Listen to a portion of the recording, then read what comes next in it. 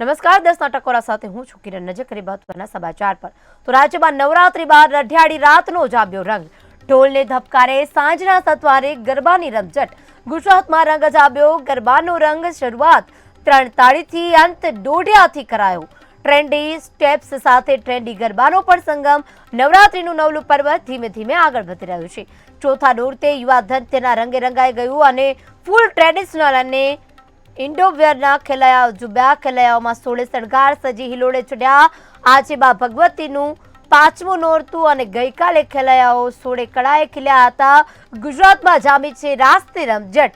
સૌથી લાંબો તહેવાર ગણાતો ગુજરાતનો આ તહેવારમાં નાનાથી લઈ મોટા સૌ કોઈ મજા માણે છે. સવારે ભક્તિ અને ઉપવાસનો સંગમ તો સાંજે થનગનાટ સાથે રાસનો સંગમ. શરૂઆતમાં 3 તાળીથી અને અંત દોઢિયા સાથે અવનવા ચણિયાચોળી પહેરી લોકોને આકર્ષણનું કેન્દ્ર બનાવતી યુવાધન અત્યારે સોળે કળાએ ખીલ્યું હોય તેવી રીતના રાસ ગરબાના નવા સ્ટેપ કરી રહ્યું છે. બતાવ્યું છે કે ગઈકાલે નવરાત્રીનો ચોથો દિવસ હતો, આજે 5મું નોરતું અને આવતીકાલે 6થું. રાજ્યની નવરાત્રીમાં રઢિયાળી રાત જામી છે રંગ. ઢોલને ધબકારે સાજનના સથવારે ગરબાની રમઝટ. ગુજરાતમાં રંગ જામ્યો ગરબાનો રંગ.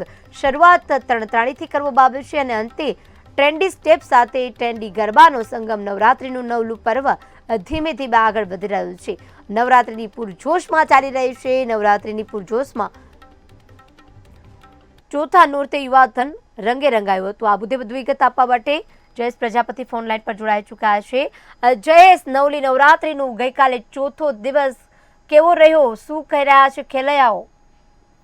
આપણે જણાવી દઉં કે જે રીતે ગુજરાતીની વાત કરવામાં આવે તો ગુજરાતીઓને ગરબા છે તે ગરબા અતિ પ્રિય હોય છે. કોઈ પણ તહેવાર હોય પણ છેલ્લે ગરબાથી જ તેની સમાપ્તિ કરતા હોય છે. તે રીતે નવરાત્રી આવતી અને ગરબાનું નામ પડતું હોય એટલે મહિના પહેલાથી ખેલૈયા દ્વારા આ તૈયારીઓ થતી હોય છે.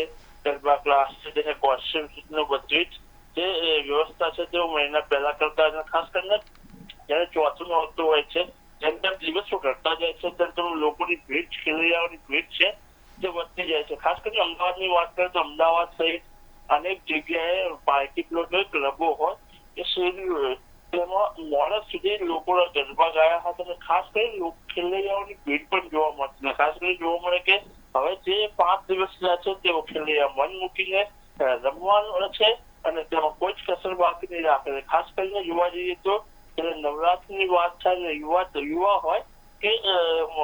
હોય કે ઘેટા લોકો હોય, બધાને નવરાત્રી વાલી હોય છે કે ક્યાંક ને ક્યાંક જોવા જઈએ તો નવરાત્રી એટલે માં અંબાના આસ્થાનો વિષય છે, ભક્તિનો વિષય છે.